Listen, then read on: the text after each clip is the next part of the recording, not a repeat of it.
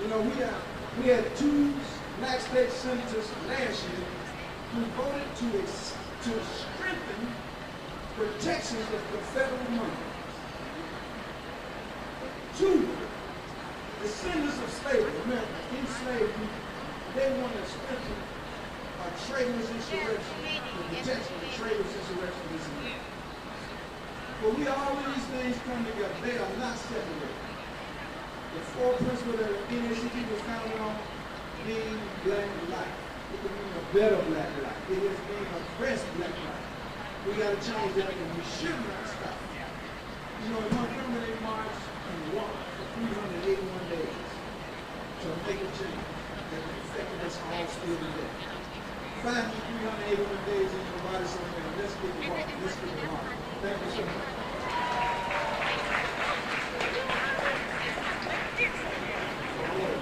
All of your elected officials voting out loud to come stand with us. I want to sincerely call who has been allied since day two of the protest. And he is my favorite brother in the struggle. I wanted to do something to tell you what he said he is.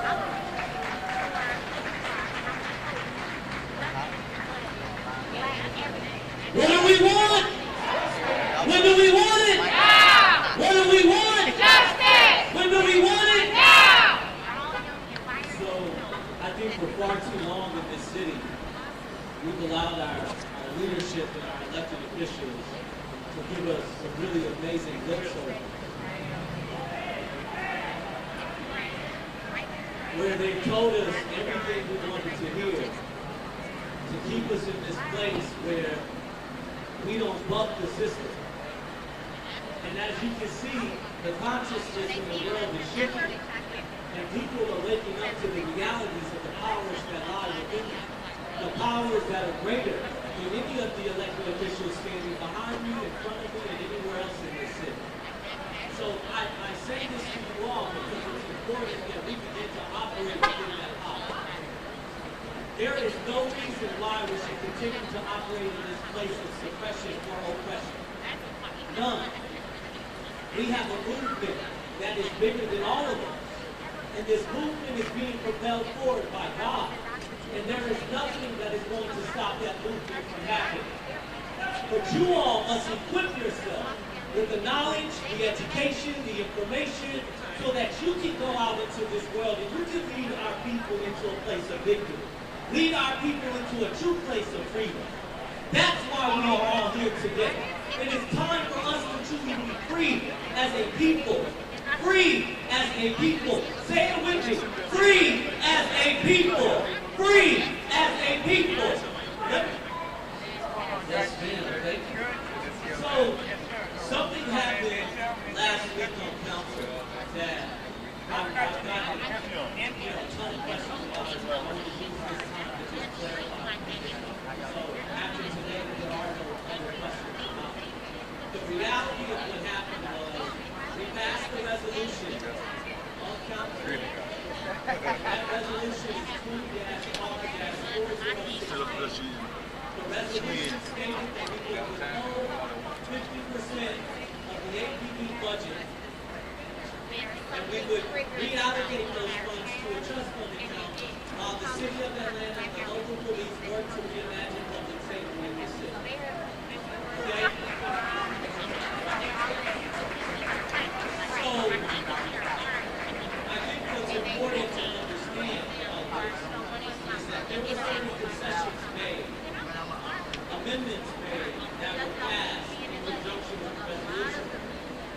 One amendment in particular was to address the concerns of the other bodies and council members that had concerns about the promises that had been made to APB and to ensure that their pensions and pay would not be impacted by the reallocation of the $73 million.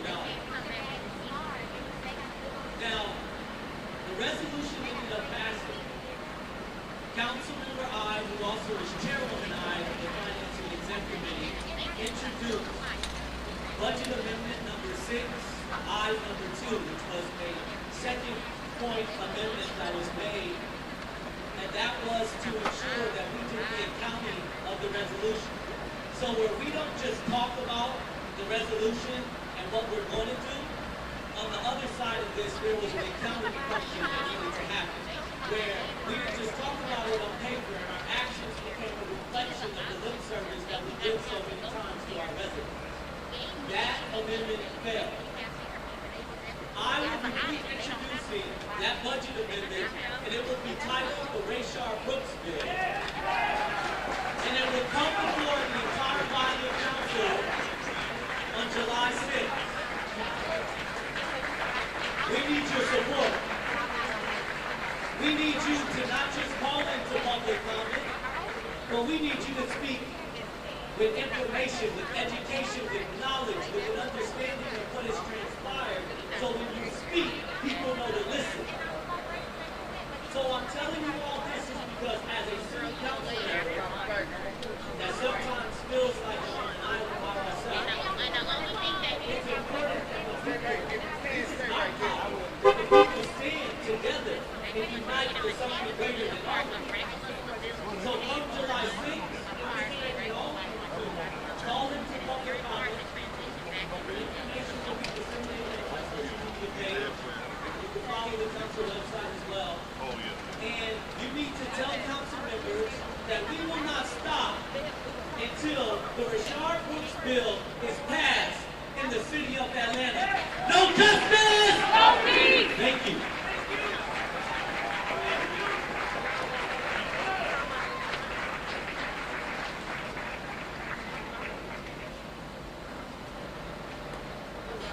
That's why it's important to know who your elected officials are. And so I've been asked for a moment of personal privilege. Try to ask them to be very brief. We have several elected officials here, and I want to give 1 minute to address the crowd, but we need to be focused on why we're here. We're focused, and the reason why we're here is because of these pictures behind you and these families behind you. But I'm going to give you 1 minute to speak, starting with Councilman Michael Julian Martin.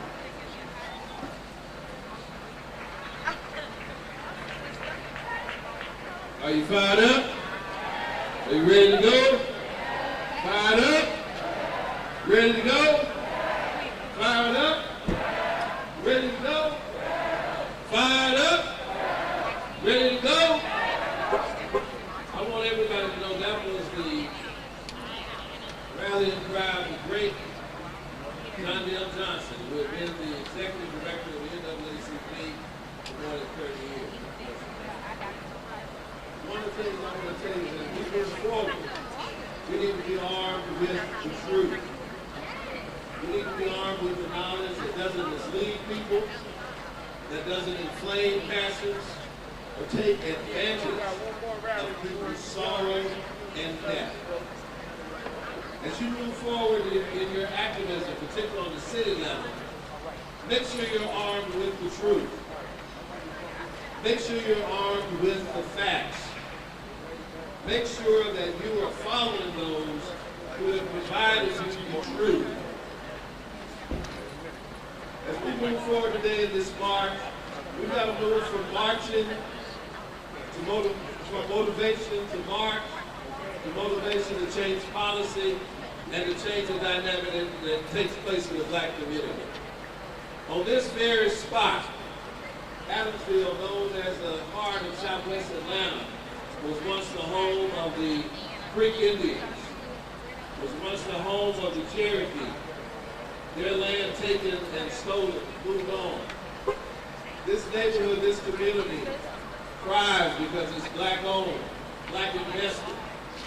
We're not free until we're all free. We've got to continue to free each other. We've got to continue to wear masks. My aunt, I lost my family member to this virus. It's serious. So as we're out gathering, wherever we're gathering, wherever we're protesting, wear a mask. She was a resident of Adamsville. We buried her on my birthday a month ago. As we march and move forward, make sure you engage. Make sure you read. Make sure you've got the facts. Because there are those who walk amongst you that distort the facts. Make sure that you call your elected officials on the phone and speak to them. the numbers are listed. The numbers are listed. Make sure you call upon the people that you've been elected. Now, there's been criticism of African American leadership for the last 40 years. But I promise you, there's no city like Atlanta. I promise you, there's no black leadership in this town like any place else. So if a movement can happen, it can happen right here under your feet. I'm pledged to do that. I'm not new to this. I'm true to it. I'm here to stand with you today, and I'll be with you anytime you need me. And as I close, take your pencil or your phone out. My cell phone number, 404-274-8111. That's my city cell phone. My back phone is 678-886-2286. My home phone is 404-589-1452. I'm up early and I'm up late watching Turner Classic Movies. Email is mbond, no S, mbond @atlantanga.gov. If you can't remember that, remember Michael Julian Bond @gmail.com. I'm here to stand with you. I'll never lie to you. I'll never deflect to you. I'll always tell you the truth, and I'll always stand behind what I do. I'm not new to this. I'm true to it. Thank you, and let's go.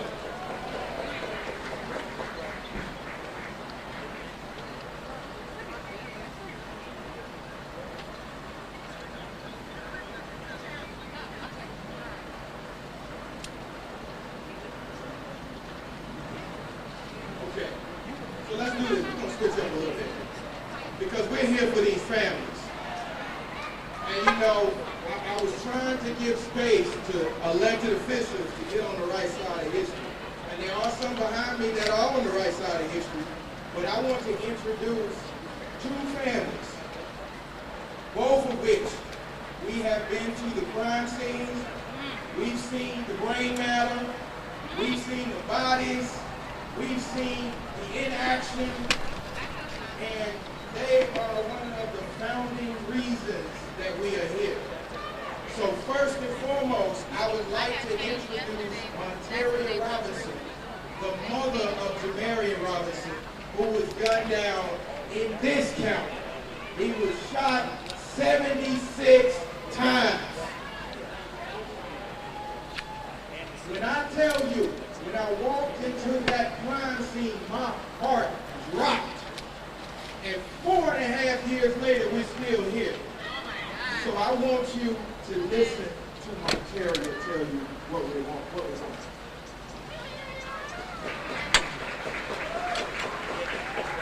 Good afternoon. Thank you all for coming out today to support this was for the again, my name is I am the mother of the Jamarian Robinson. First off, I would like to take the opportunity to rally to Atlanta to help the children and getting justice for my son. Next and foremost, I would like to send our condolences to the Amara Aubrey of the shot. Let me tell you all who Jamarian Robinson was. Jamarian Robinson was a student athlete at Tuskegee University. He was a biology major. Jamar was kind, humorous, athletic, and loving. And on August the 5th, Jamarian was visiting his girlfriend. And approximately about 1:30 p.m., her door was battered and opened by 17-year-old police officers from Atlanta to Fulton County, to Fayette County, to Clayton County, to East Point, to U.S. Marshal Service with no warrant. Over 90 rounds were fired at my son. Over 90 rounds were fired at my son. Then after that, flashbang grenades were thrown at him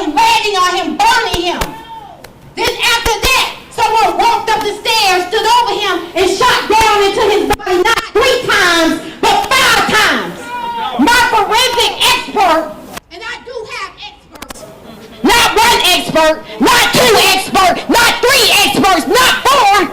So I know what I'm talking about. And it's all facts. It's all facts. It's the truth.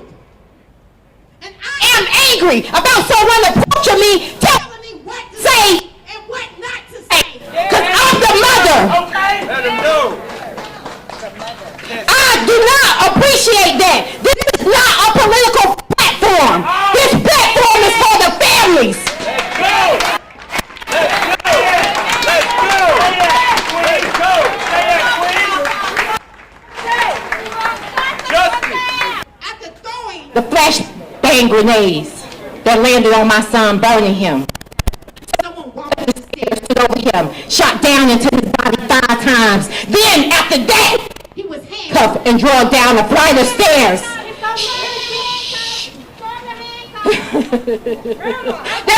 That's my mama. She don't play. She like me. She don't play. And we want justice for our families. Let's go. Let's go. No justice. No peace. No justice. No peace. No racist. No peace. No justice. No peace. When I say Jamarian, you say Robinson. Jamarian. Jamarian. Jamarian. Jamarian. After handcuffing my son and dragging him down the flight of stairs, they dropped his body in the living room where he laid there for over 8 hours with no medical aid rendered. 8 hours. Hey. After that, my mother and my brothers, they all arrived on the scene. My mother was like, why? Why? Why? Why would you all do something like that? They stated, oh, we were looking for him from a week ago. He pointed a gun at a police officer and took off running. I have all my expert reports. There's no evidence of that. The picture that they showed my mom at the scene was not even my son. My brother showed them what my son looked like. They took that photo, dropped it on the news that night, and stated East Point man had a shootout with police today. So that was the false narrative that they dropped to the media. That's why my son's story never made world news or national news. Because it was a cover-up. My son Jamarian Robinson case is one of the most heinous cases in U.S. history. But not isolation to the other families here with me today. We are here today in solidarity because we have been overlooked. But we are here to inform Georgia that we will no longer be overlooked. As Georgia is starting, or shall I say, trying to get it right, it is time that we move forward and work together and stop pointing the finger at who is right and who is wrong. We are here to demand justice for our families, for those whose voices that have been silenced. Our children were victims of this systematic, genocidal policy of oppression, terror, and dehumanization. This has been a policy of the United States for over 400 years. That policy has taken different forms, from slavery to black code laws to Jim Crow to today's new Jim Crow of mass incarceration and police terror. Some of us have been fighting for 7 years, 5 years, 4 years with no justice and no accountability. We are tired of the excuses from our district attorneys stating that there were no body cameras in our cases. The last time I checked, our kid's body was the body camera. Isn't this enough evidence right here behind me? My son was shot 6 times in the palm of his right hand, 5 times in the palm of his left hand, all down his arms, his torso, his thighs, his groin, his shins, his feet. And I am angry. We wake up every day angry.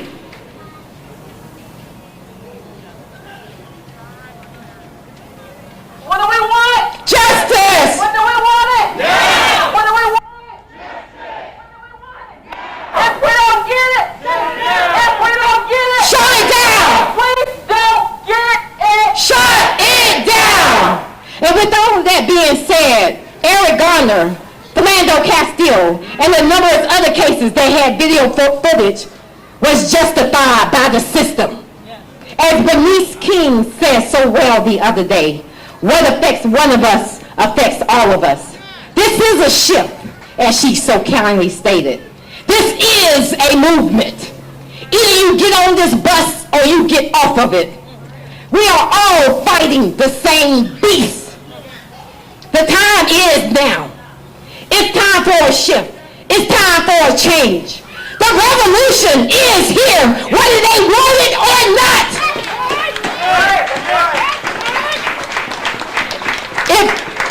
If all children cases would have been addressed, then there would not have been a George Floyd, Ahmaud Arbery, Rayshard Brooks, and the countless of other murders that have occurred. There has been over 130 cases here in Atlanta since 2015 of brown and black children killed by police. Facts. 130, and nobody is talking about it. Nobody is talking about it. We are ranked number 10 with the most fatal police shootings. Facts. Facts.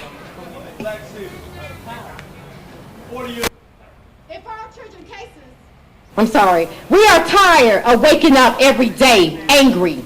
Some of us wake up depressed. Some of us wake up sad.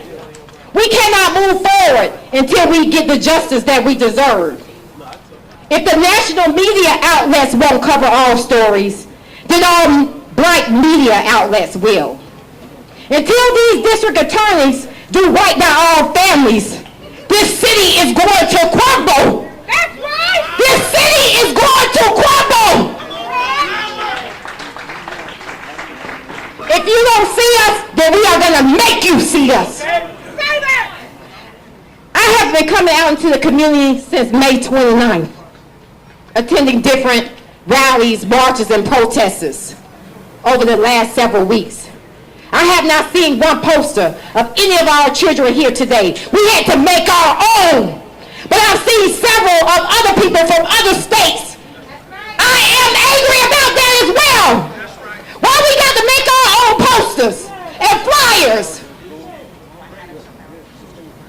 I have people in other states reaching out to me saying, what is Georgia doing? Why are they walking around with posters from people from other states?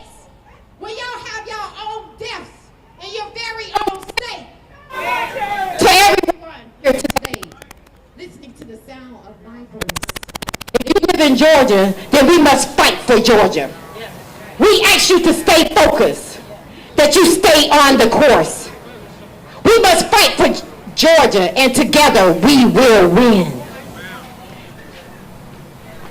This is a revolution. Once again, this is a revolution. This is a movement. We want to make Dr. Martin Luther King Jr. and Malcolm X proud of us, so that the future generation of brown and black people won't have to deal with police brutality and other injustices that we have faced in society today. I fight for my son. I fight for the other families here in Georgia with me today. I fight for your children, and I pray, if God is willing, that your child will not be the next one, and you will not be standing here with us the next time. Your children are in danger. That's right. Again, your children are in danger. I have a question to all the parents out here. What picture will you choose, or would you choose for your child or yourself in the event your child was murdered by police? Think about that. I always say this. Our grandparents had Emmett Till. Our parents had Mark Clark and Fred Hampton. My generation, we had Rodney King. Your generation, you have Jamari Robinson, who is the Emmett Till of the 21st century. That's right. That's right. Who ironically has not made mainstream media. Mario was not my son. He was our son. When you see my face, you see the face of Jamarian Robinson. When you hear my voice, you hear the voice of Jamarian Robinson. Over 90 rounds fired and flashbang grenades and handcuffs. Look at my son's body. Look at my son's body. Hold those pictures up. Because I think they're missing it. I think that's enough evidence right there. Don't you all think to arrest those officers? That's enough evidence. They're saying that they can't make an arrest in any of our cases because there was no body cameras. My son's body is the body camera. And one last thing, thank you all so much for being patient and listening to me. Go to change.org and sign the petition, Justice for Jamarian. Upload the flyers. I have people walking around passing out the flyers. Upload those to your social media platforms. You can follow me, Monteria Robinson, on all social media outlets as well as Justice for Jamarian. Again, hashtag Justice for Georgia. Hashtag Justice for Jamarian. Hashtag Justice for Jamarian Robinson. Thank you to all those who coordinated this event. No justice! No peace! No justice! No peace! No justice! No peace! Jamarian! Jamarian! Jamarian! Thank you so much. Ashe.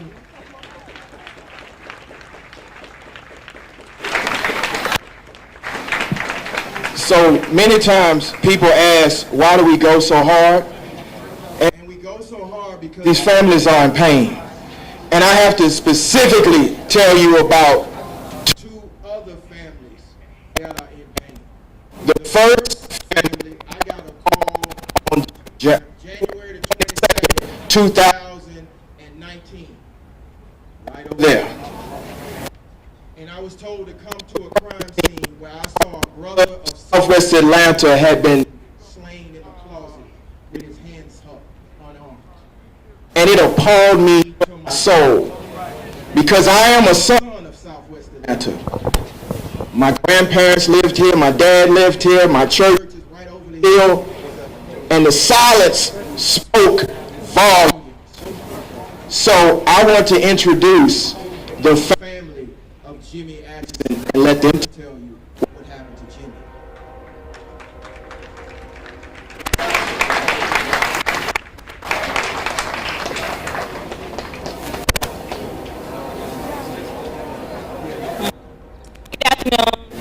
My name is Amy Featherstone. I'm the aunt of Jimmy Atchison. And behind me we have Jimmy's sisters, cousins, his father, his mom. I couldn't see you. Love you too. I just wanted to say that right now I'm just like confused. The only thing that we're fighting for right now is justice. It's not time. I'm not going to point a finger. I'm not going to call names. I'm not going to put the blame. What I do want is justice. We do have to stick together as a family, as a community, to hold these elected officials accountable for their actions. I'm going to be looking so you can tell me if I need to go back I just spoke with Antonio Brown. I'm not sure if many of you know him, but he's the youngest city council member right now.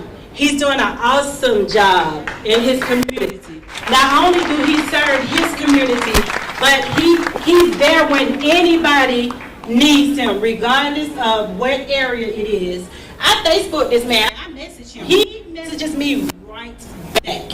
And that's what we need. That's what we're going to have to do. If it takes for us to get the ones that's been sitting in the chairs for 100 years out, let's do that. But let's do that in voting. Let's make our votes count. We have to do it in voting. We can fuss and fight all day. We can argue. We can do all of that. But the thing is, make your vote count. Do it in the polls. If you're not voting, then you shouldn't have nothing to say. Okay? You shouldn't have nothing to say. Now, we do have District Attorney Paul Howard here.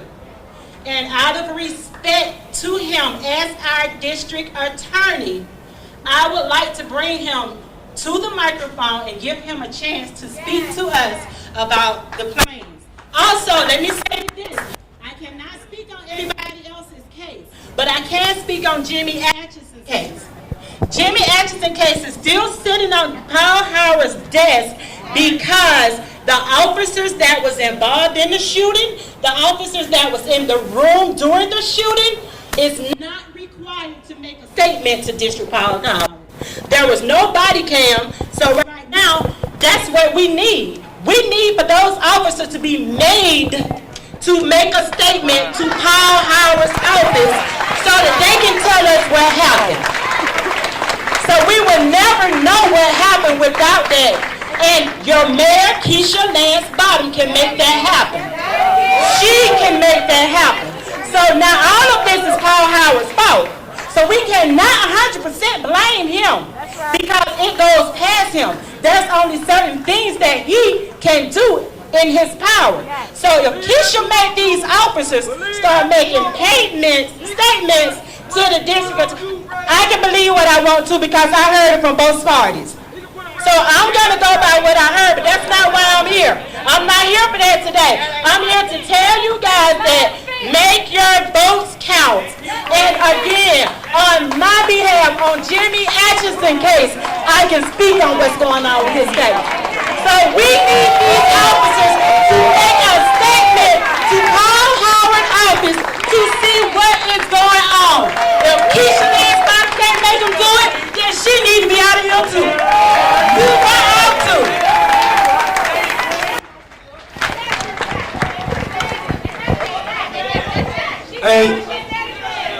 Hey, listen, before Paul come up and Jimmy introduce Paul, listen, I asked Paul to come out here. So whoever being disrespectful, take it up there from going home. I would not put on a district attorney shirt if I didn't believe what Paul stood for, what he stands for. Yes, Paul has made some mistakes over the years, but Paul has vowed to come out here and apologize to this community and moving forward doing what's right. So listen, so if anybody got a problem with that, you got to take it up with us because guess what? We are all family. So for this man to come out here and say, listen, I've made some mistakes. Everybody has not cooperated with me. I can't do a just job if they move the cop who killed Jimmy, who worked with the FBI, if they wanted to move it to a federal court. Paul has no jurisdiction over that. Right. So we have to listen to him. For Jamarion, Robinson family, Oscar, Kane, and Jimmy, Paul has failed to work with us. He needs our help. He needs our help to help him do his job because his hands is tied sometimes. So please be respectful because I asked this man to come out here on my name from the streets. Thank you.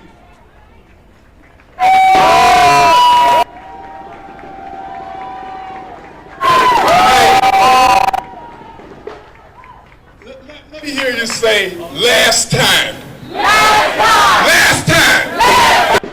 Last time. Because let me tell you, when Rayshon Brooks was shot in a public parking lot at Wendy's after the death of George Floyd, we have got to work together and say the last time.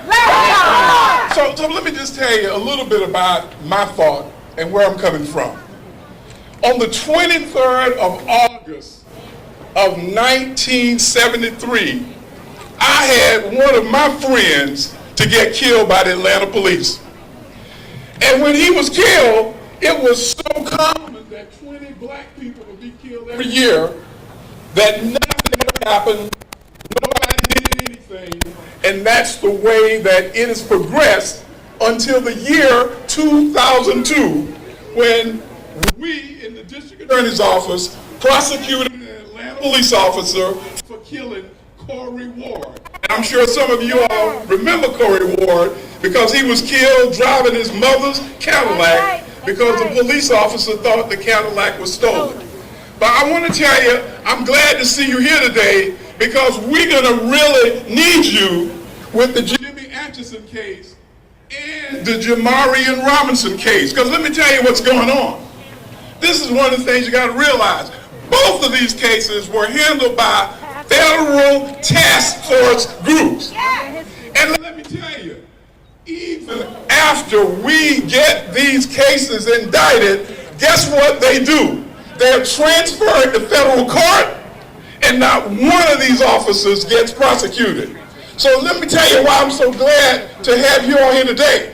Because see, we've got to get our local officials. As Mrs. Robinson points out, Her son was killed by 16 police officers in 8 different jurisdictions. Those 8 jurisdictions are right here in Fulton County. So what we're going to have to do, we're going to have to get them to say, I am not going to allow some immunity question to keep those officers from testifying and being held responsible. I can tell you right now, our major problem is, how do we construct a crime scene when the officers will not testify and we don't have body cam? Guys, I'm going to tell you something. We need, listen, we need Miss Robinson. Shut up, let him speak. Let him speak. Let him speak. Let him speak.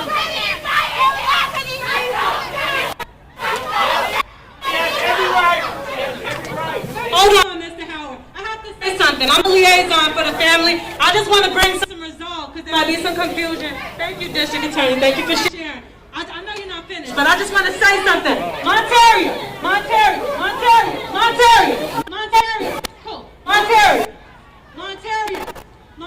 It's okay. Y'all gotta understand that this is pain. Monteria. We good, family. Let me explain to y'all. Hold on. Let me explain to you. Today's march is Justice for Georgia. Hold on. This is a family's march. This is not a political rally. We appreciate those elected officials. But Monteria decided to bring the families together. Don't get it twisted. This is #Justice for Georgia. And we appreciate the powerhouse of the NAACP for their legacy. We appreciate our other families. This ain't no damn competition. This is our black bodies. This is our black lives. Jamarian's case is one of the worst in U.S. history. If we can't get it on 76, how the hell we gonna get it on 1? If we can't get it on 76, how we gonna get it on 3 and 2? And this is it. Just understand, this is just, and I'm past the mic. This is not about any disrespect. Monteria is one of the leaders. She is not just a family on the speaking panel today. She helped organize this event. And yes, we must be respectful. But understand that this is a family organized event. And it cannot be co-opted. It's important to have support and respect. But understand this mother's pain. Raise your hand if you got a child that got 76 bullet wounds. I want one hand to raise. If you got a child that was left with 76 bullet wounds, anybody in here, I want you to raise your hand. If you can't raise your hand, then give this mom and give these families some respect. I'm Melody Fox. That's all I got to say. I'm going to pass this mic. Okay, let's reground this. Let's reground this. What I need for everybody to understand, I need everybody's attention. Everybody over here. I understand. This is about these families. I've told you guys hundreds of times at tens of hundreds of marches, if not more, that these families are in pain. All of them. So you have to understand that. There's also one last family that needs to be heard. This young brother was a Black Lives Matter activist. He stood on the front line with many of us, and he was gunned down. So I need everybody to ground themselves in this moment as I bring Oscar Kane's mother to the microphone. Let's refocus on why we are out here.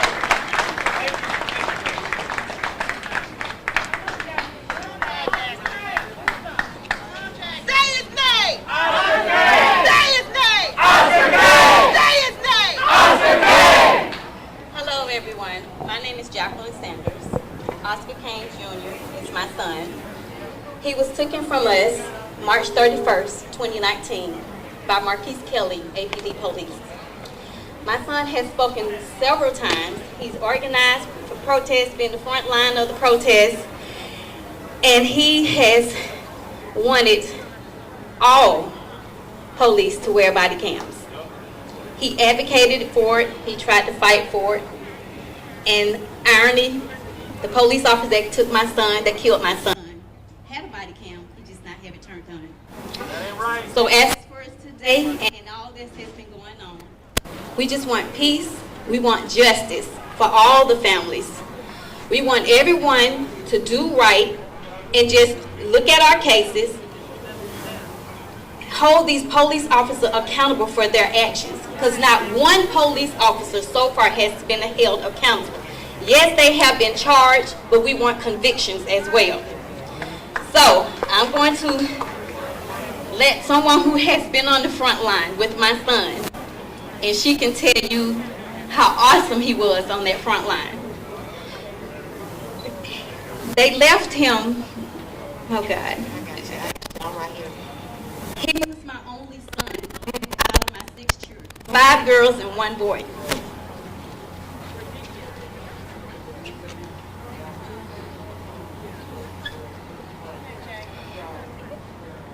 And some of you do not know what it feels like to lose a child. The emptiness, the black hole, or whatever the reality is that we're trying to figure out, or whatever our new norm is, we're still trying to adjust. They took away my grandchildren's dad. My son never got a chance to see his new nephew. So they stole our lives just as well as they took his. So I ask for justice for everyone who's in here fighting. We just want conviction. That's it. That's what we want. That's all we ask for is justice. So please give us that. Give us peace by doing the right thing and being fair. It's not brushing all this under the rug like it never happened. Because it happened to us. So we have to go through this day in and day out and live this horrible nightmare every day. Every time I come up, and I don't come up and talk a lot, but when I do, I have to relive that nightmare over and over and over again. And I'm sick and tired. I just want justice. That's all we ask for. Just give it to us. Please give it to us. Oscar Kane was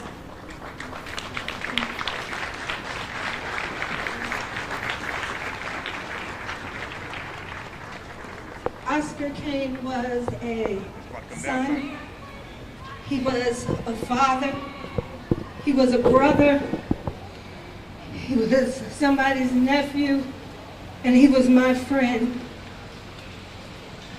The mark of a great leader in activism isn't always being in front of the microphone. The mark of a great leader is how you make other leaders. And Oscar Kane was that to me.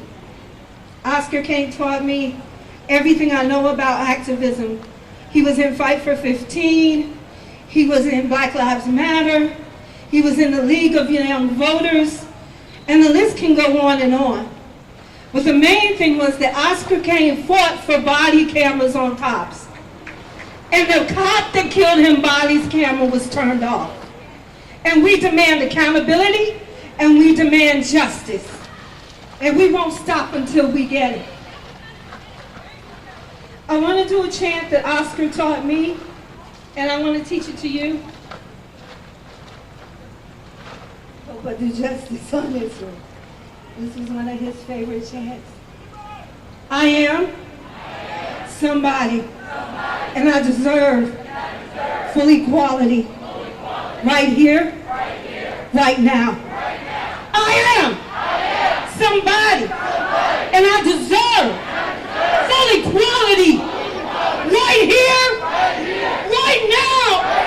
I am somebody, and I deserve full equality right here, right now, right here, right now, right here, right now.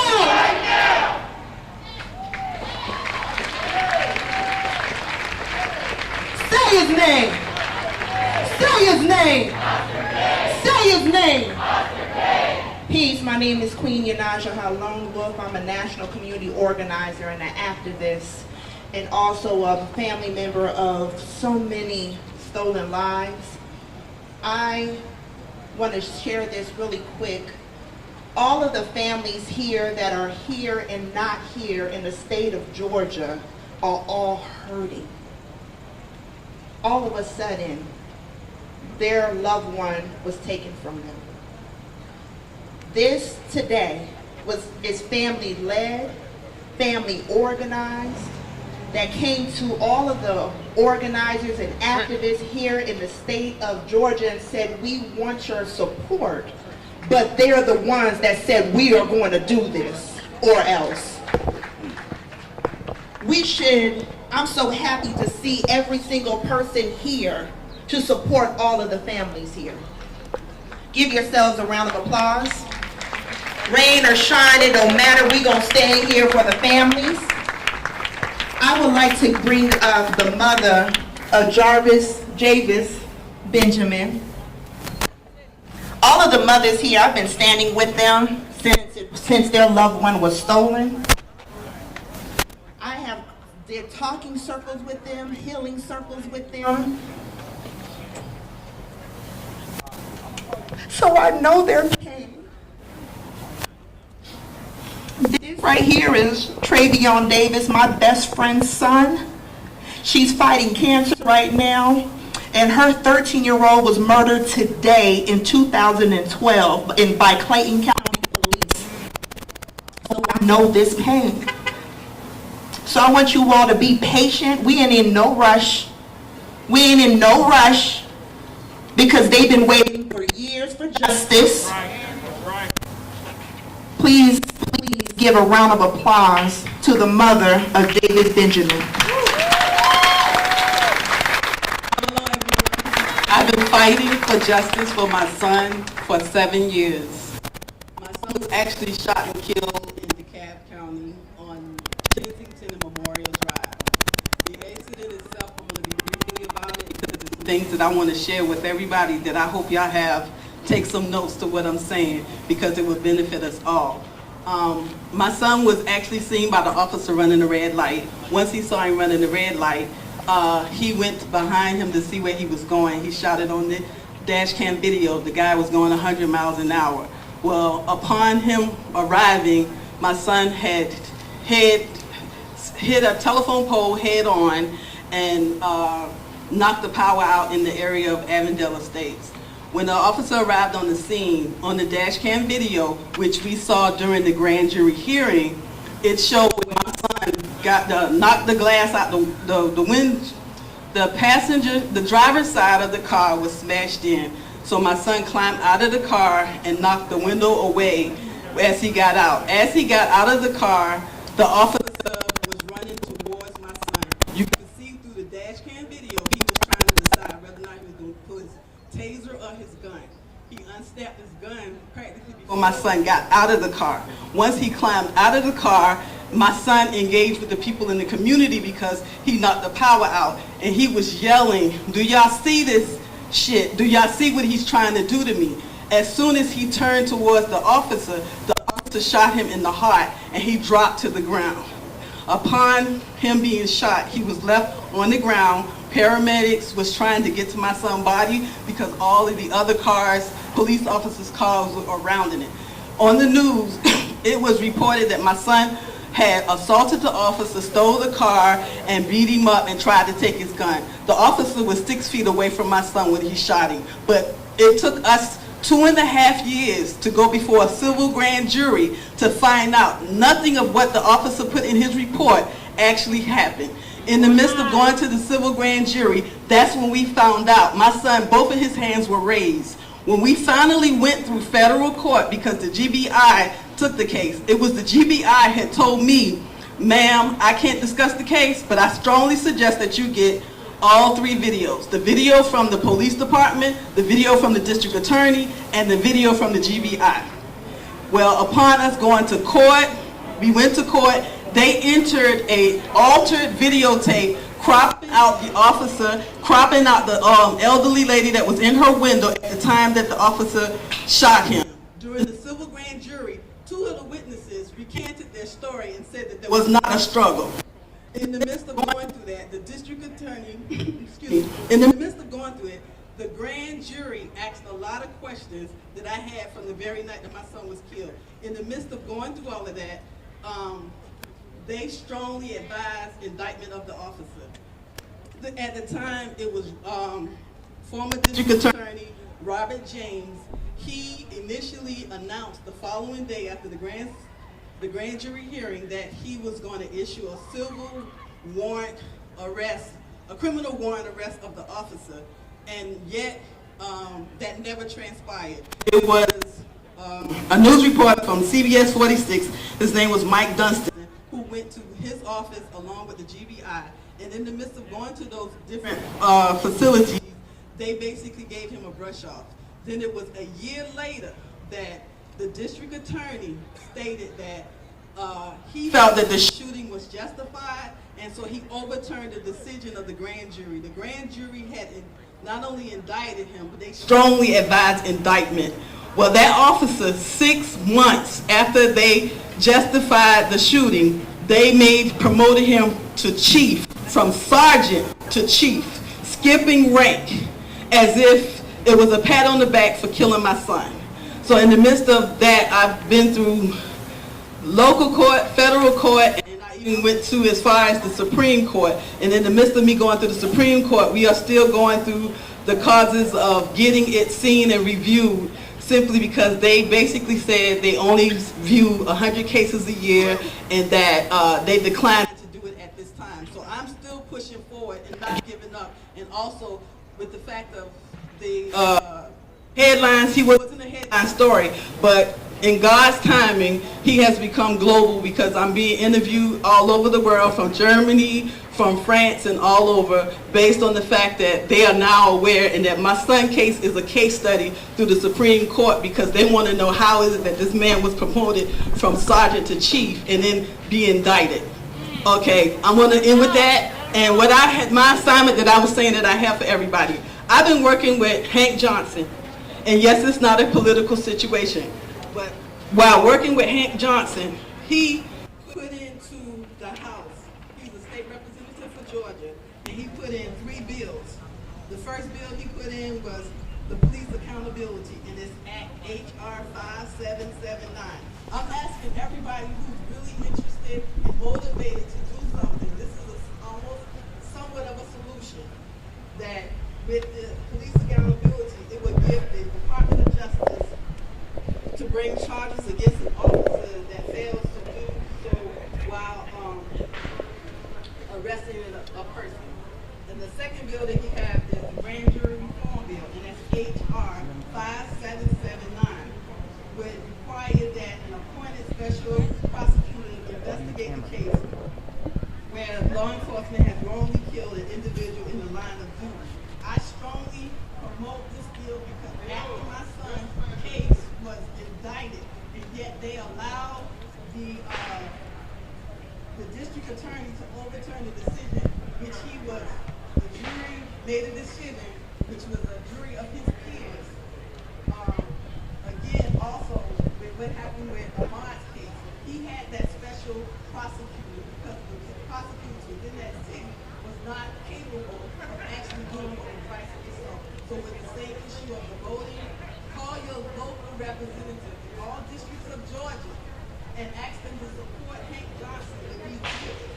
And the last bill is the cooling off period. And that's when they allow the officer, after they kill somebody, that time to cool off, and at the same time, that's what Mr. Howard was saying, allow them to not either deny or refuse to witness. And they're given like from 48 hours or 72 hours. So, Mr. Howard, obviously, you coming out here today was a very brave move for you, because, you know, you have people who are very upset, rightfully so. But as we talked a few seconds ago, I want you to really get into the legalities of this, because I didn't even understand what you just explained, and now it makes sense. So could you tell our audience exactly why you're having such an issue pressing charges on some of these local cases. Yeah. Well, there are two sets of circumstances that I think we have to differentiate.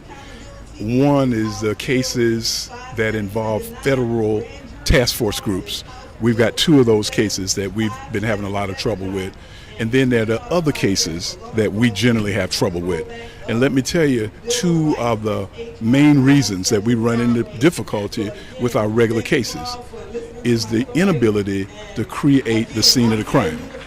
There are two things that rob us of this chance to do that. Number one, there is no dash cam and no body cam. And in fact, in many of the cases, what the officers report to us is that they turned the body cam off when the incident started.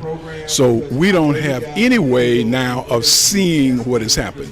So you're saying that if they're solicited by the federal situation, that they're required to turn off their body cams, is that it? So if it is a federal task force, those officers are actually required not to wear those body cams. So what that means is a department like Atlanta was one of the departments recognized with President Obama's 21st century policing using body cams. But when those officers work for a federal task force, the federal task force or the FBI task force, they are required to remove their body cams. So in the case with Jimmy Atchison, there were 5 officers on the inside of the place that he was shot. We don't have any video at all. In Jamarian Robinson's case, there were 16 officers at the scene, 5 officers on the inside of the house. 4 of those officers were City of Atlanta officers. We did not get any video from the officers. The only video that we received is video from a dweller of the apartment complex where the shooting took place. So the reason that that's important, when people ask about the Rayshard Brooks case, well, Mr. Howard, how are you able to move forward? I had 8 video cams in that case. So I actually had a chance, along with my staff, to view the incident in details. And let me tell you, it makes a big difference. I believe that one of the things that we have to do here in our community, we have to make it a national requirement that every police department, they ought to wear body cams. They ought to use dash cams in their cars. There are over 18,000 police departments in this country. Less than a third of them are using body and dash cams, and it hurts our community. So how do you get that law changed? Because as you say, without the video, and I do understand what Ms. Robinson is saying as it relates to the bodies that we see, that's the evidence, the bodies. And from someone who used to do autopsies, because that was my field one time, I understand both sides of this, your side and her side. And I guess my issue is, as it relates to the amount of shots fired, is there anything that could be done on that, even though we know we don't have any footage? The amount of bullets is there's no question about that, correct? So is there anything that could be done on that level, looking at just the excessive force, over and above the homicide, just excessive force? To me, there should be some way. Well, so what has happened is they fired, in Jamarian Robinson's case, 94 times. That's what we've been able to find out so far. So what happens is, even with that evidence, we are required to present it before a grand jury for an indictment. Now, you got to understand, in the state of Georgia, and I hope citizens understand this, that the policemen in the state of in Georgia, they've got a huge advantage in the grand jury. Number one, they get an opportunity to appear before the grand jury.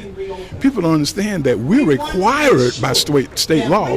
We have to actually advise the grand jury of their defenses. Now, if you were called before the grand jury, you don't get a chance to appear before the grand jury. We don't tell the grand jury what your defenses are. So they've got a built-in defense or built-in advantage. So that's why when we get ready to present a case before the grand jury, we have to spend so much time preparing it. because we've got to get past the fact that at the end, the grand jury has a chance to listen to a statement by the police officers. We don't have any control over how long they talk, and we don't have any control over what they say. So, and I know you have to go. I just want to make sure that our audience thoroughly understands the processes here.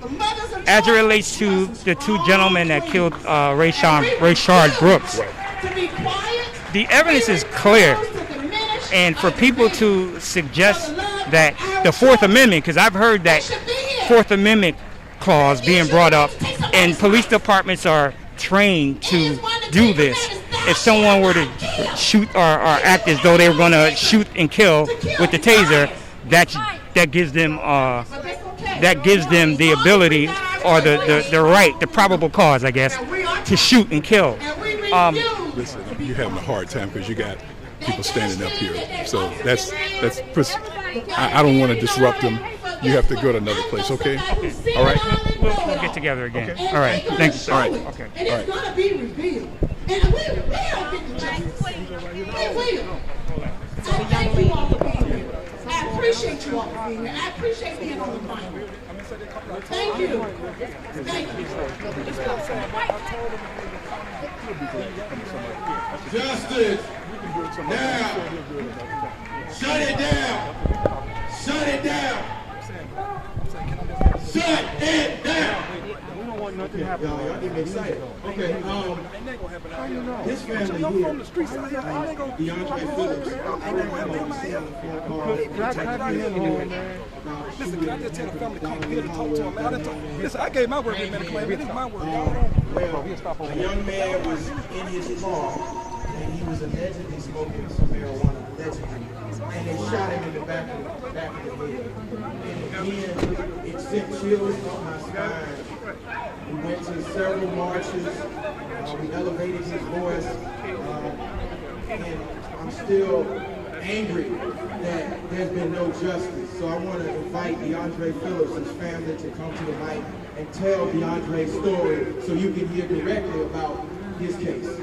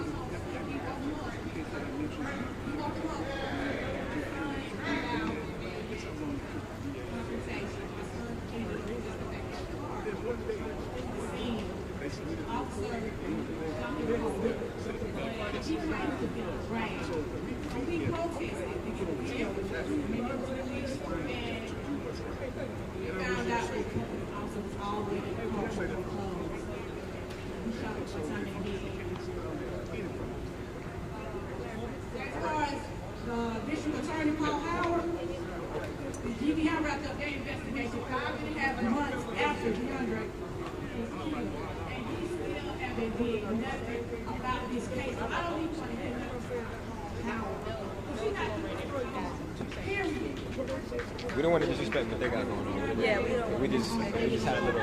No, not Paul Howard. The family. We don't want to disrespect the family. We just had a little moment with them. So. Oh, I don't know anything about that. Oh yeah, you weren't here. You weren't here. So. What happened? I have to explain it to you. But I'm not with that whole drama shit between the families who've been killed. Like, why are we all fighting for the same? Exactly. That's why it's stupid. Stupid. But they're good now.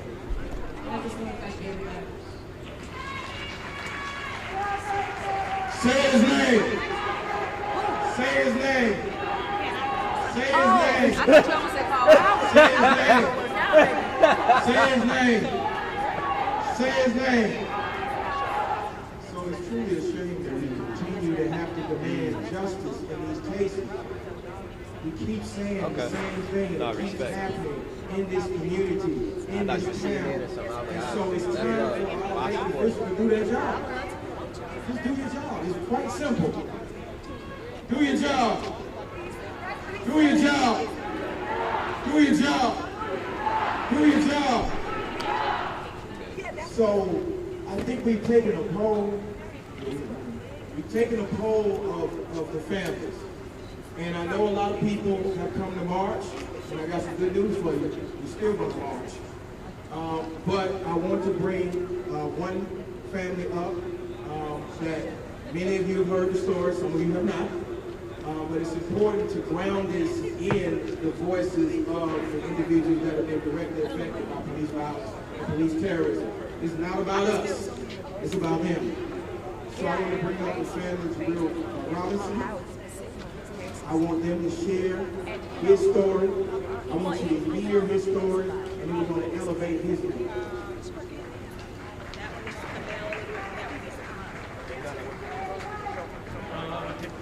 Well, yeah, you turn that on.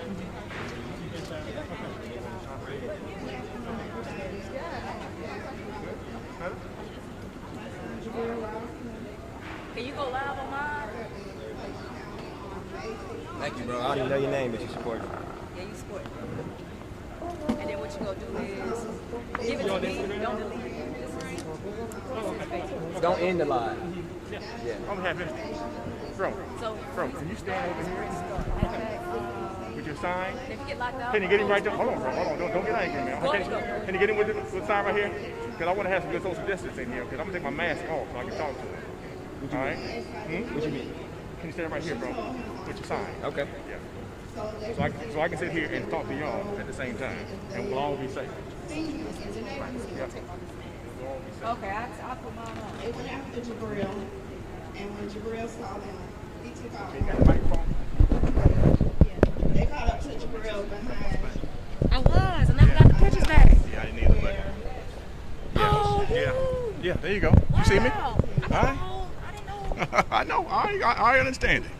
All right, testing 1 2, testing 1 2, testing 1 2. All right, listen, we are here, MVP TV Network, out here, 3201 Martin Luther King Jr. Highway, at the C.T. Martin Recreation Center, dealing with people that have been affected with or by police brutality and the injustices thereof. Now, we have a young lady here that is passionate about what she's talking about. All right, there's been some people that have come in before her that have made some noise that she has not appreciated, and that's cool. We're going to talk about that as well. But tell us, young lady, what have you experienced and why are you here today? Honestly, I'm kind of caught up with a lot of the emotions, a lot of the energy, and I'm kind of filled with rage, and I'm trying my best to rationalize it, but at the same time, I want to speak out for Jamarian Robinson. Jamarian Robinson would have been my age 30, but he was killed at the age of 26, shot over 76 times. You guys heard the story, and it's no reason why he still don't have justice. Paul Howard, do you understand like all the pain you causing the families by sitting on all these cases? Now, many people don't know what he was detained, killed for. We just don't know. Can you expound upon that? What happened? Okay.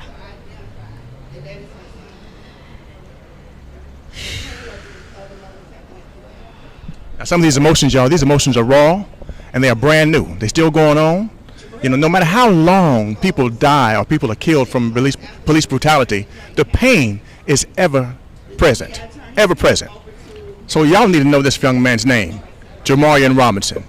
Shot 72 times, 76 times, forgive me, 76 times. Okay, so we're going to let this brother here speak.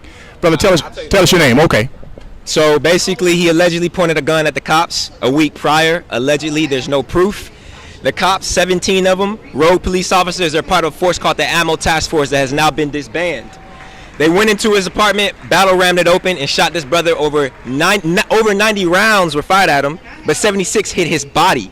All right, now that's Swiss cheese. You don't shoot something 76 times unless it's an alien or something you don't understand or recognize. This man was shot 76 times. So my comrade back here, she was really mad at Paul Howard because it's been 4 years. 4 years since this has happened, and the mother has been repeatedly telling the story over and over and over and over and over and over again. So You know, we mad because this is fresh wound. This is a wound that has not been healed. This is a wound that literally is connected to slavery, connected to Jim Crow, connected to black code, connected to gentrification, connected to the motherfuckers putting a highway through our neighborhood. It's connected to all that. You know what I'm saying? So modern day Emmett Till, you know what I'm saying? So when people come up in politics, they want our vote. I say, forget your vote, bro, because here's my thing. If it feels comfortable, if it feels safe, then I don't want it.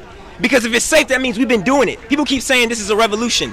Hear it from me. I don't want no revolution. I want an evolution. I don't want to go around in no circle, you feel me? I want to evolve as a people. So when they keep telling us to do the same thing, vote this, vote that, put your vote where you're, fuck all that, bro. And I don't even know if I can cuss, but fuck all that, because it's not real, you know what I'm saying? My man, that's passion right there, brother. That's passion right there, sister. We cannot forget the people that have been affected by police brutality, y'all. We can't forget that. Now, where were the body cams, y'all? Did they have body cams on? Body cams on. They didn't have any body, because they were technically part of the federal task force. They didn't have to have their body cams on, you know what I'm saying? Oh, the different rules for different organizations. But that's why we trying to get the Jamari Robinson law. Everybody got to have a body cam on, no matter what you are. If you're going to send in 17 cops, and he had a mental illness. Oh. When you deal with someone with a mental illness, there's specific ways you go about it. You don't send 17 cops to deal with a man who's schizophrenic. That could be that's insane. You feel me? So we got all these black people, and then when we get mad, they say, "Oh, we angry." When a mom get mad, she's an angry black woman. Nah, she's a warrior, bro, because she lost her son. She lost her son. So we ain't angry. This ain't even passion. I'm not passionate right now. You haven't seen me passionate. You don't want to see me passionate, because this comes off my head and goes on my fucking face, and then you don't know who I am. That's passion. All right, bro. My man. We got to, hey, listen, y'all, we need some answers, some changes, some adjustments. We got to get this stuff fixed, y'all. Y'all hang in there with you. We are coming right back with other individuals that have been affected by police brutality. Y'all, MVP TV and the last Network. thing I want to say, man, hey, black people, I'm calling out you, bro. Because we the only ones who gonna really make a difference. We the only ones who can really do anything. Are we gonna keep talking? Are we gonna keep marching? No justice, no peace? Or we gonna stand up and do something? All right, it's time. Don't be afraid. Black Panthers did it. Malcolm X did it. King did it. They all did it. It's time for our generation to do it. So where you at? All right, y'all. Here you go. Justice for Jamari. Here we go, y'all. Black unity. Appreciate y'all. Appreciate you, kid. Excellent, y'all. Excellent passion. I get some things changed. This is incredible. Sister girl, did you best. You did your best. All right, here we are, y'all. Still out here, 3201 MLK Jr. Listen, C.T. Martin, Rec Center. Come on here, y'all. Come out here. We're going to take a little break. Keep it flowing. People coming through. It's about to get real.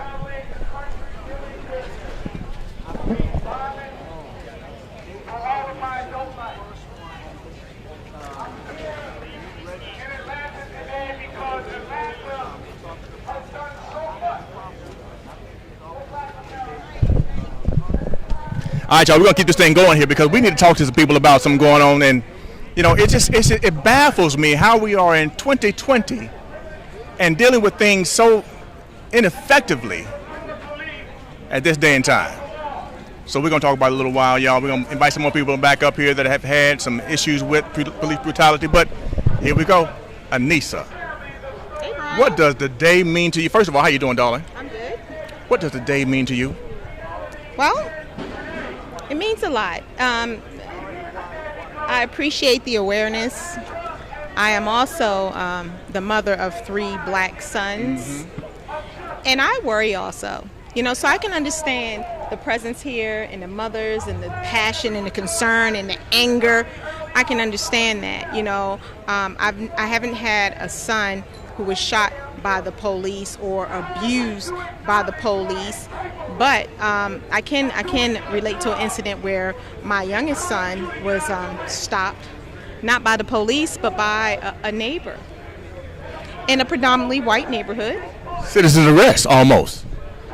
Not quite. Okay. But just the fact that someone have the audacity to stop someone because they're walking through a specific neighborhood is a problem for me. You know, he's a deaf gentleman.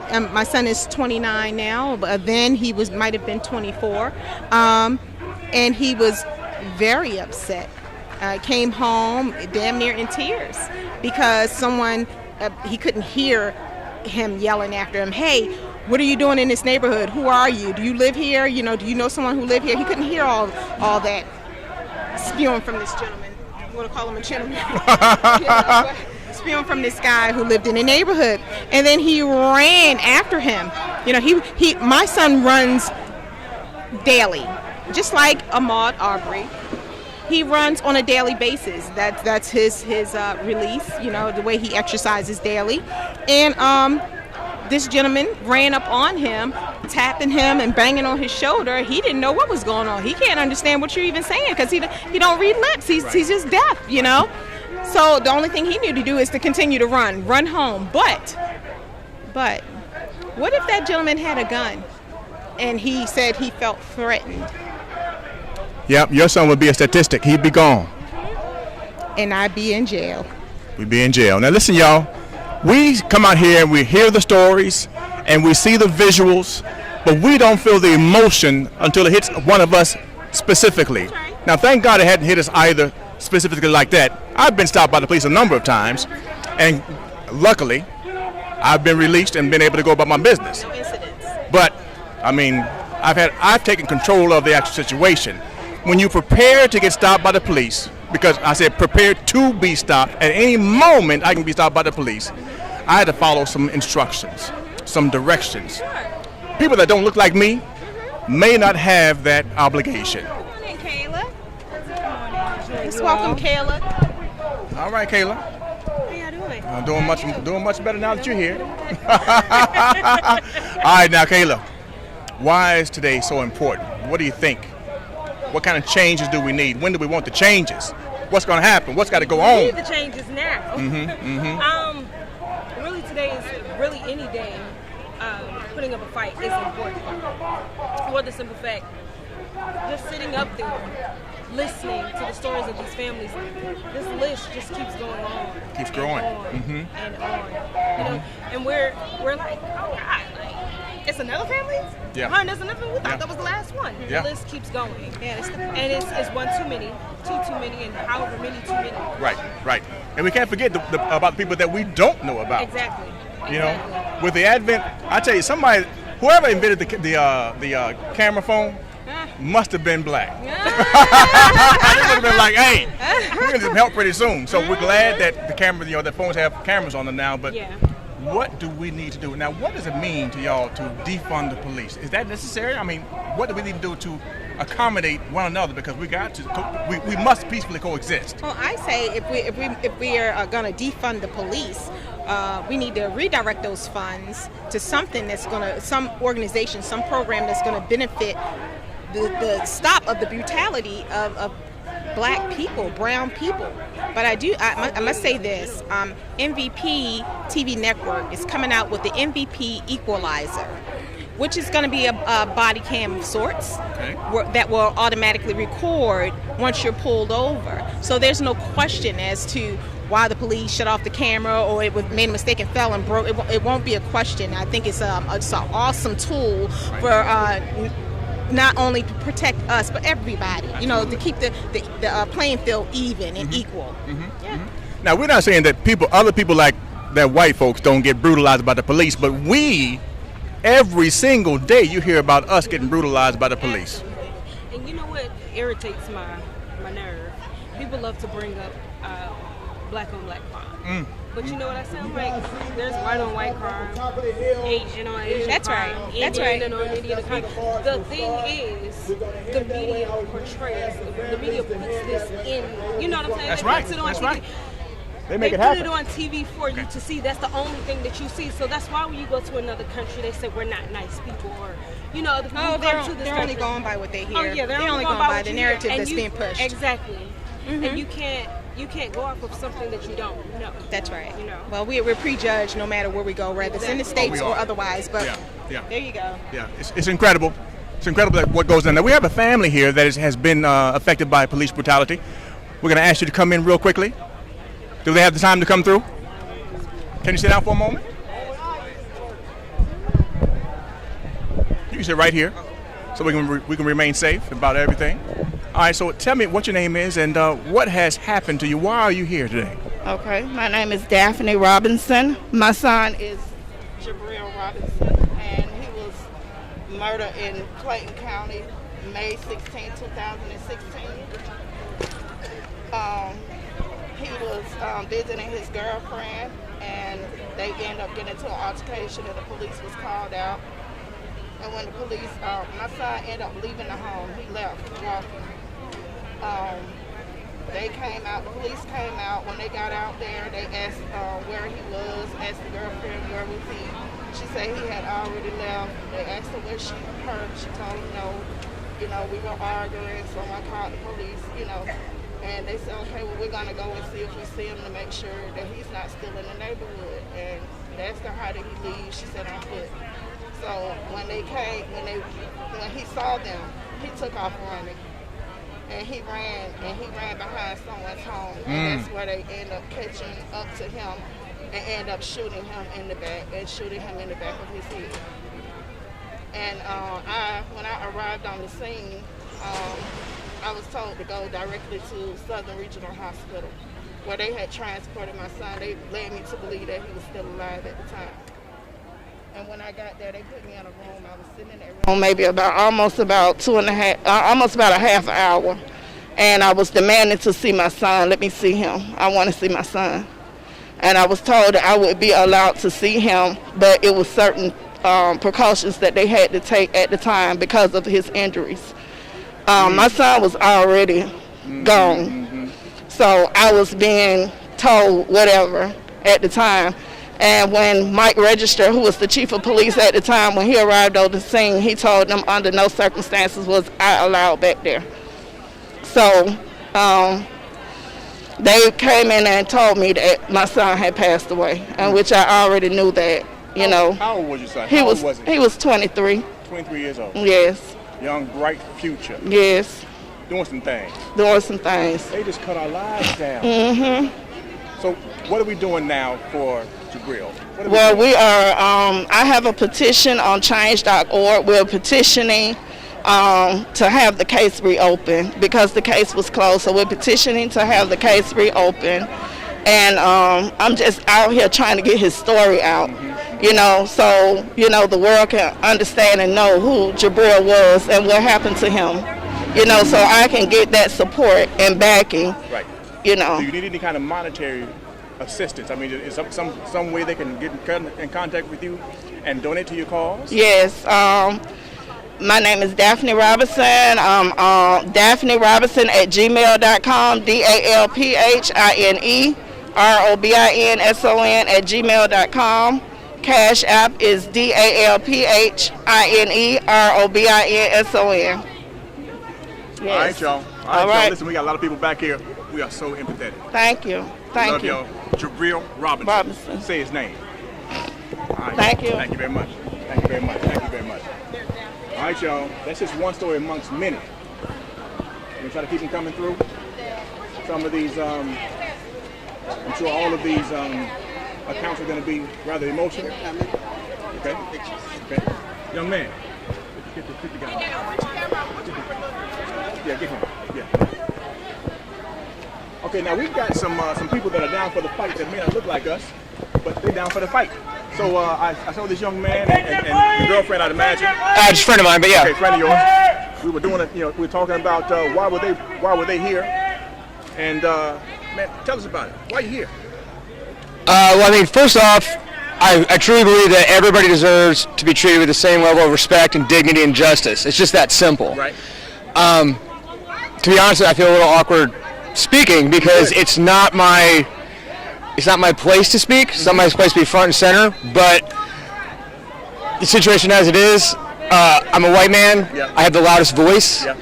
So just by being here, the powers that be listen more. That's right. So I guess I say I'm the megaphone. I don't have to be the voice. I'm the amplifier. So just by being here, so I like it. That's it. I got to show up and I like that because a lot of times what people that don't understand our fight is they make it about themselves. Right. You know, they may say, well, I got a black friend, I got this. Like, that's ridiculous. You cannot make it about yourself. And since you said that, I can appreciate that. Right. But your voice is very loud. Right. People will hear what you got to say. And you do make a matter in what we're doing. So yeah, and so I said I just show up, and I know when the politicians, especially the white politicians, when they see white faces and they see white men, yeah, especially not the younger generation, because they don't historically vote. So they see me and they're like, this guy votes. Like, I gotta listen to him. Your voice matters. Yeah. And it's heard. Matters too. Exactly. Absolutely right. So, I'm doing what I can, what I think is appropriate, but like I said, I'm a little uncomfortable even speaking. I feel like my job is just to show up and be here. All right, brother. Well, we appreciate you coming through. Thank you. We appreciate you speaking. Your voice is not insignificant. It's very significant. So I need for you to get used to and comfortable with your voice being heard. Well, if you're going to ask me to speak, I'll speak. I just don't feel like I should lead the charge. I got that. I can appreciate that too. All right, thank you, man. Tell us what your name is. Oh, Charles Freeland. All right, Charles. We're glad you came by, man. Thank you. Thank you, Brian. Appreciate it. Thank you very much. Thanks, man. All right, y'all. Listen, it's coming through. People coming out for all types of reasons. For all types of reasons. So here we go. Another young lady here. Your son's name is Javis Benjamin. Yes. Please tell us who you are. And, tell us a little bit about Javis's story. Okay, my name is Monty Benjamin, and I'm Javis Benjamin's mother. Javis was... I'm going to put this up a little higher so they can see him. Say his name. Javis Benjamin, he was actually seen by an officer running a red light, and he lost control of the car. In the midst of losing control, he wrecked and hit a telephone pole head on. In the midst of hitting it head on, he knocked the power out in the community. With him knocking the power out in the community, he attempted to climb out. When the officer approached the scene, he was trying to decide whether he pulled his taser or his gun. And as he unclipped the gun, he had his gun drawn before my son got out of the car. He knocked the glass away because it was shattered. And once he climbed out, he kept telling my son to get back into a wrecked car. The car was totaled. In the midst of him getting out, he then repeated, get back in the car. My son engaged with the people in the community by basically saying, do y'all see what he's trying to do to me? He actually said, do y'all see this shit? Do y'all see what he's trying to do to me? And as soon as he faced the officer shot him in the heart and he dropped to the ground. So when he called back up, they was arched around my son as he laid on the ground. When the paramedics arrived, they took their times removing their car, technically letting my son bleed out. And in the midst of the part that I didn't share earlier was that instead of them taking to a nearby hospital, which was only less than 3 miles away, they took him in the heart of Atlanta, which took a 45-minute ride from the actual scene that he was actually killed. In the midst of all of that, my son was an artist. He was also a visual art teacher at the Boys and Girls Club, and he did the summer camps as well. He did a mural of Trayvon Martin with the 12 and 13-year-olds where he had drawn a 6-foot picture of Trayvon in the hoodie, but he had the kids to draw their own picture, and he asked them, how did they feel when Trayvon got shot? And this actually mural that he painted, he was awarded posthumously because he did the mural actually 60 days before he was killed. And so the following year, the community center gave him a posthumous reward, and they labeled the Black Journey based on he was asking the kids the question and to express themselves as to how they felt when Trayvon Martin was actually killed. He actually painted a mural for his high school class. He was an audio engineer. He was trained through my church. I'm a member of New Birth, and from the age of 15, he was doing services with his mentor, which is Ricardo Woods. So he also would, for 4 years, set up production for the Morehouse and Spelman graduations, as well as a lot of the shows in the different amphitheaters. This young man here had a long life. Yeah, he was only 20 years old. And see, I was the one that forced him to go to college. I wanted him to go to college, but he wanted to tell me that he can make a living without a college degree. And he was doing very well with what he was doing, but in the midst of it, he was stricken down by this officer who basically, he was racially profiled because one of the issues was it was a 2013 Ford Mustang convertible, and that was the first thing and the car was actually purchased by his grandfather. It was him and 2 of his cousins. They were staying in an apartment together, and he was going to the school right down the street from his home. The apartment, and within I would say less than 1,000 feet, that's when he was shot and killed from the area where they lived at. He was profiled because they were driving a nice car. Exactly. We can't even drive nice cars. No, they can't. And so that's when they initially reported it over the local news, and then we were exploited by one of the local news stations by saying that my son assaulted the officer, snatched his gun, and they assaulted him at death with theft by taking, assaulting the officer, and it was something else because I understand by law they have to charge him because that was one of the issues that the night that he was killed, one of the officers basically said, surprisingly, your son did not have a history, meaning he didn't have a record. Is that right? Yes. And And were the body cams on the officers? no, the body cam was on the actual car. You could actually see the entire situation, but when we went to court, they cropped the pictures and they cropped the officer out. And see, we was going through discovery during the courts that even to this day, they still, I haven't even got his personal possessions. I haven't got anything. They gave us an altered video cam when we went to court. When I went to the grand jury, I saw the entire, it was the grand jury that I found out he never assaulted the officer. The officer was 6 feet away from him. James' case was heard in front of the grand jury? Yeah, the grand jury indicted him. They indicted him, the officer. They strongly advised indictment. I was told that I was the first in Georgia to sit in on the grand jury. I sat and heard the entire grand jury hearing. During the hearing, one of the jurors had asked a question, and I sighed real loud, and they told me, Ms. Benjamin, if you make any other sudden noise, you're going to have to leave the courtroom. So where does the case stand now? Well, we already got as far as Superior Court, because we went to the appellate court last year, and then from there, July of last year, my attorneys petitioned for the Supreme Court, and then it was a professor at Northwestern University, a law professor, that was willing, he came on he became a partner and was willing to do it totally pro bono. His name was David Randolph. And so they went before the the Supreme Court, and they later declined to view the case because they only do 100 a year and whatnot. So Your son's case was not important enough for them to see? No. They said that they respect the wishes of the district attorney. The district attorney overturned the decision that the grand jury strongly advised indictment. But the prosecutor, I'm stumbling. It's okay. The prosecutor at the time, his name was Robert James, he's the former DA. On the day of the grand jury hearing, they had heard 6 other cases of young black men who were killed by the police.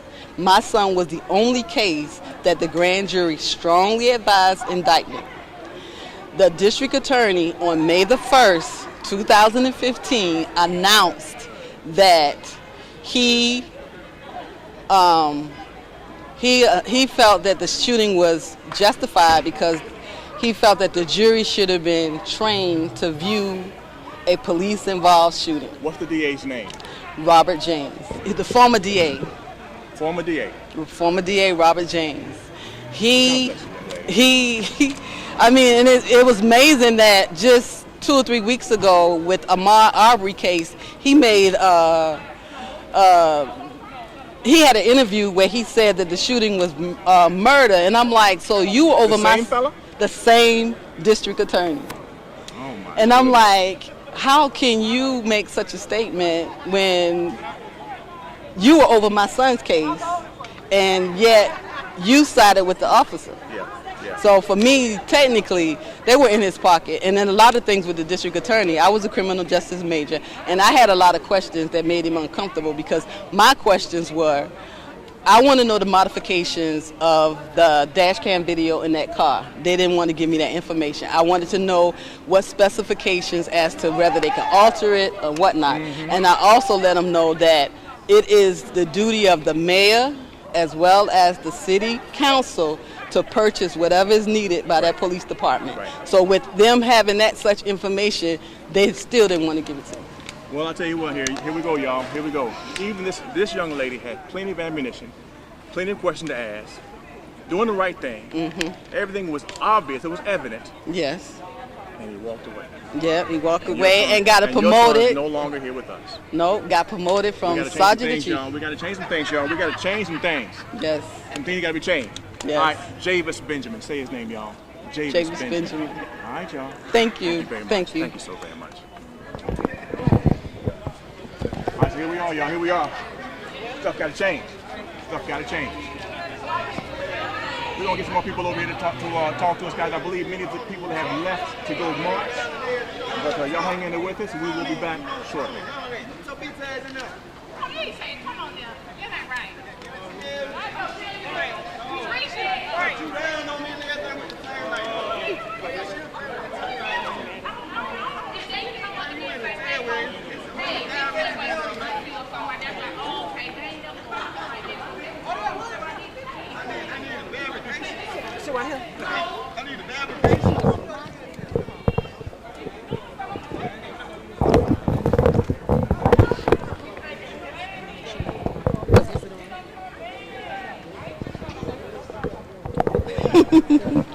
This cute. Family. Okay, y'all, here we have the mother of DeAndre Phillips. What's your name? Tavana Phillips. Tavana Phillips. Can you tell us your story, your son? Okay, my son was killed January 26, 2017. He was sitting in a parked car in the police precinct on Bankhead, and it was an officer named Yasin Abdullah had said he smelled marijuana. So I guess he walked over to the car where my son was, and my son was asleep. He was beating on the window till my son woke up. When he woke up, the officer asked him to step out the car. He stepped out the car, but we couldn't make out what was said, but it was a little pushing. He was pushing and shoving on my son, and my son ended up diving back into the car, but this time on the driver's side, and to flee. But the officer jumped in the car with him, and his claim was that he was being dragged. Okay, so we did a protest and to get the video released from the police precinct, and it showed a whole different side. Like, the police officer was all the way in the car with the door closed. He was not getting dragged. And he shot him once in the head, and he died on the scene. They left his body out there like all night, and then they didn't even take it out the car. They left it in the car and put it on the tow truck. So this has been 3 years, and we still haven't received any justice. Paul Howard, we have had one meeting with him, stating that he was going to indict the officer, because the officer had other complaints against him as well. But he still failed to do that, so we're just still waiting. And he had set up another meeting with us one time, but it was raining, so he canceled it because of the rain. But the GBI wrapped up their investigation 5.5 months after my son was killed, so we're trying to figure out what is the holdup. You know, like, it's been 3 years. And he told us that he will have the decision by July 2019. As you know, it's going to be July 2020, so it's still 3 years. Like, so what's going on? And that's why I was so upset today about when he was here speaking. So tell us a little bit about your son who was outside of...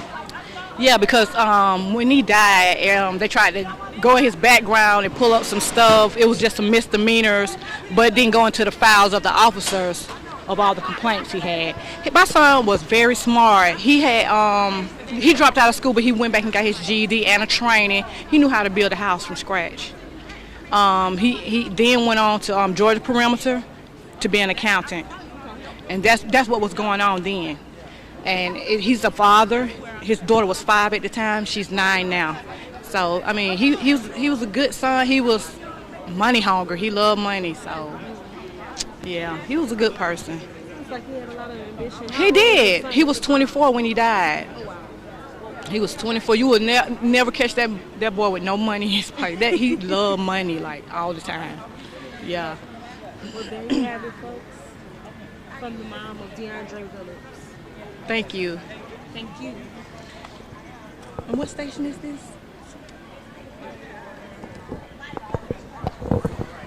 Thank you. Thank you so much, y'all.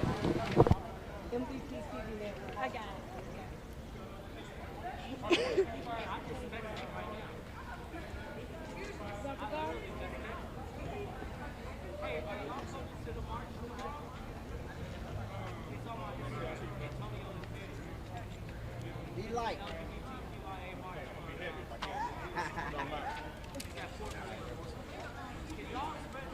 Break it down, bro.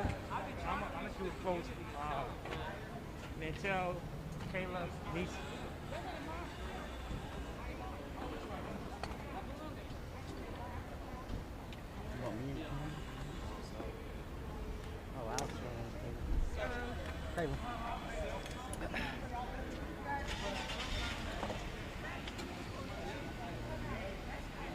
All right, y'all. So we've pretty much been on a. Oh, okay. I got it. Yeah, grab it.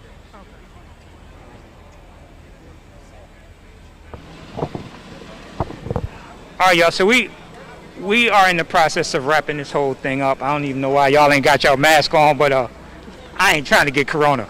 But anyway, it's been a very interesting day, to say the least. We've been on the cutting edge, and I've been embedded with this thing since Ahmaud Arbery. And to see how many people have been affected, I had no idea. I had an opportunity to speak with Paul Howard, as I think many of you saw. And I think there's just a lot of misinformation out there, and I don't know that people totally understand the legal process. There's a lot of things that I didn't know until today, like, for instance, a local police officer, and Niece, you can speak to this because you were an officer. A local officer does not have to have a body cam on when he's solicited by the federal government to be a part of a task force.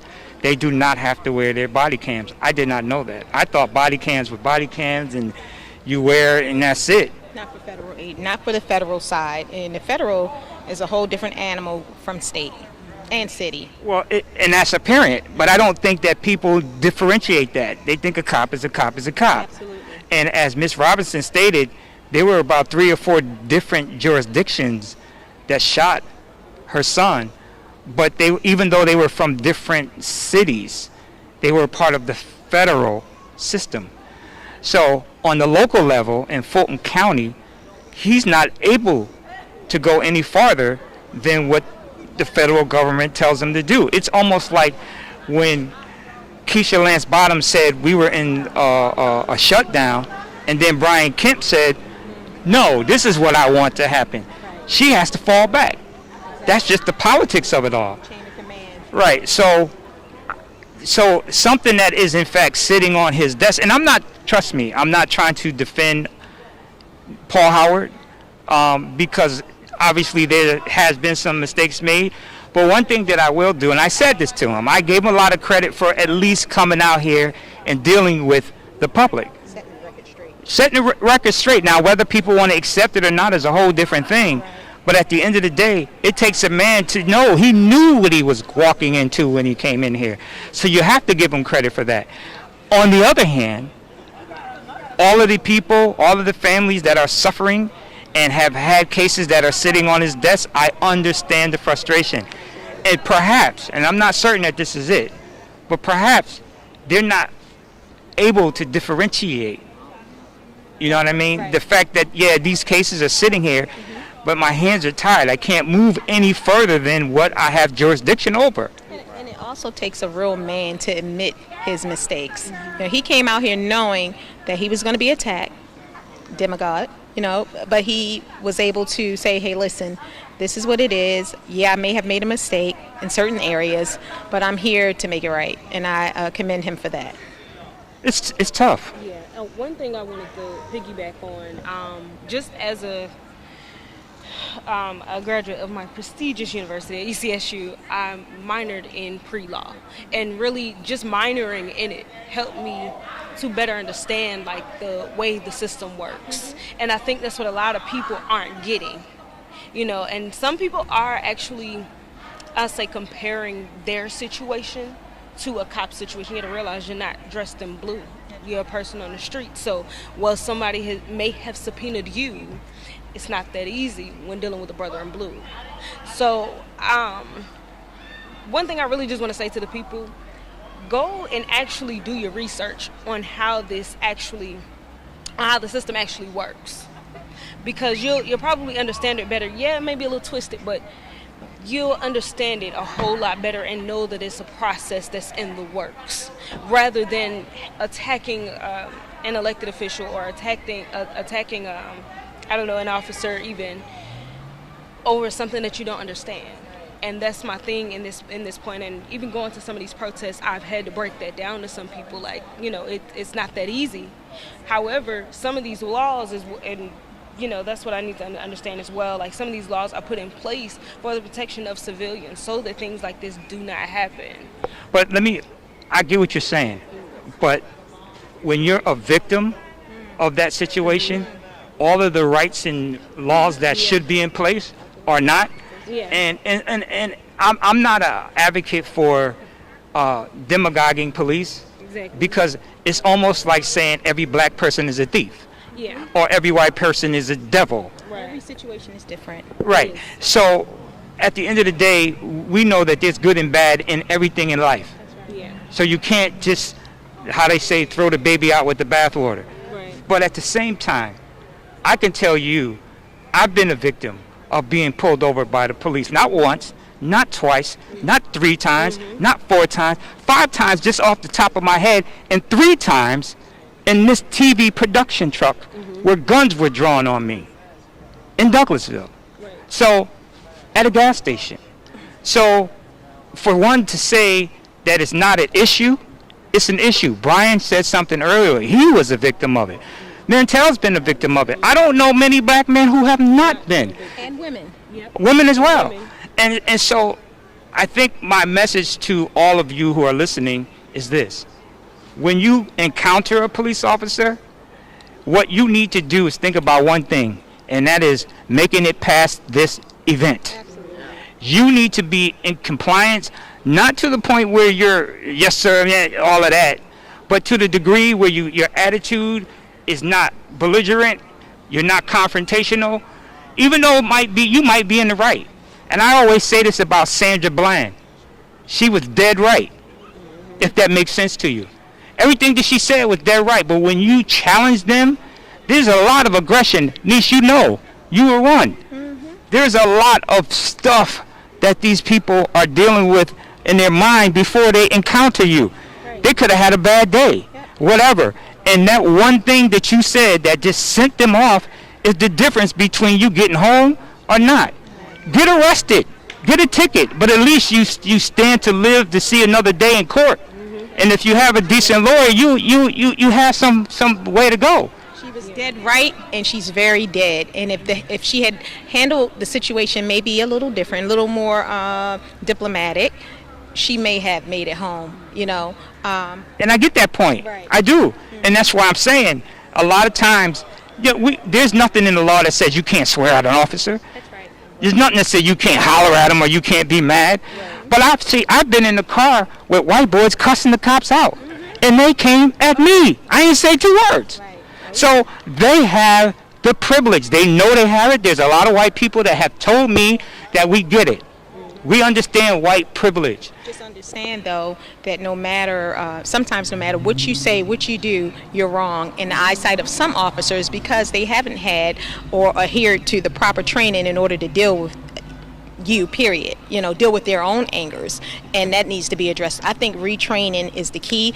A lot of retraining is the key when dealing with people of race, different races, the opposite race. Well, and I'm going to end it on this note, and Mantel, I'm going to let you say something because we've been talking. But at the end of the day, you have to look at what happened in Wilmington, North Carolina, when the 3 police officers said what they really felt. So even with the reforming and the restructuring, if somebody has hate in their heart, ill intentions, it doesn't matter. So I think there needs to be some more vetting, some more psychological. Find out who the mother, the father, the sister, the brother. That's a good idea. Because at the end of the day, we don't know who we're encountering when we run up against these people who stop us. We don't know when they come to your house whether or not they look at what you're driving and which they're there for one thing and you end up dead because of something they're dealing with. Right, exactly. You know what I'm saying? So, and I, to my white friends, because I have a lot of them, and they're trying to understand this whole racist thing. I say it like I always say. I can empathize with a woman when you explain how it feels to have a baby, but I'm a man, and I could never experience that pain of having a child. I can imagine it, I can think about it, I can even, feel some of the pain, but I'm not the one that's ever going to have a baby. So I cannot feel your pain. And that's the same thing I want to say, the same analogy that I would make to this Black Lives Matter, the way that we've been affected. I don't carry racism on my shoulder. I deal with it every day when I'm out here doing what I do, and I'm dealing with other networks that look at me like I ain't supposed to be here. So I understand that whole piece, but I'm not going to be the angry black man. I'm going to go and do my thing the way that God has planned it for it to be. Mantel, you're a real laid back brother. You've had your encounters with police. Tell us what you got to say. Well, I mean, right now we're talking about Black Lives Matter because Black lives are the ones that are being attacked. And I think that the justice system has failed us too many times. So this is why the marches are relevant. This is why our voices need to be heard. Because right now, us sticking together is the most important thing. Because right now, our voices are heard around the world. We're setting the precedence for the world right now. We have to stick together and just know that we're going to get justice. No, we will prevail, for sure. And again, for people who don't understand, Kayla, you did a great piece the other day, and it's like, well, why we don't understand why you continue to protest, why you're continuing to march, why? If we're on the street of 100 houses, and all of the houses pretty much look the same, but there's one house on fire, where are the fire trucks and the fire engines and the police and the ambulance going to go? They're going to go to the house that's on fire, right? No justice, no peace. So, justice, you're not going to get peace. Well, we're the ones that are on fire. Right. That's right. We have to have this fire put out. That's right. Because we've been burning for more than I can tell you. So we all been alive. Justice will put that fire out. Justice will put that fire out. They're making as much noise as possible to say, hey, we want change. And until it happens, you're not going to have any peace. We're going to yell, we're going to scream, we're going to march, we're going to fall out in the street and do what we have to do until you listen. And, I've seen a lot of changes. The hate crime bill just passed, and we're going to be getting into that in a subsequent segment. But there's a lot of things in that bill that you all don't know about. I mean, so don't get kumbaya on this right now, because again, and that's one thing about what we're going to do. We're bringing you stuff that you will never see on any other channel. You're not going to get a 2-minute soundbite right here. It's all about the real. Raw and uncut. And, it ain't all edited and you see people walking in and out. We ain't got time to cut and edit, people. We're giving it to you just the way it's happening. So MVP is real. It's the facts with no spin. So with that said, we thank you for hanging with us on this marathon live stream. But again, as we give it to you, we believe that it's important for you all to stay with us and, forget all of the in and out. We just don't have the time for the popping circumstances. All right, we just keeping it real with you. So, but the information is invaluable, and if you can make it past all that other little stuff, you'll be good to go. So with that said, on behalf of Anissa, Kayla, Mantel, Brian, and all the families that came here, including Paul Howard, the NC, you hear me? I'm thinking about sports. The NAACP. We thank you for joining us, and we'll see you next time on MVP TV Network.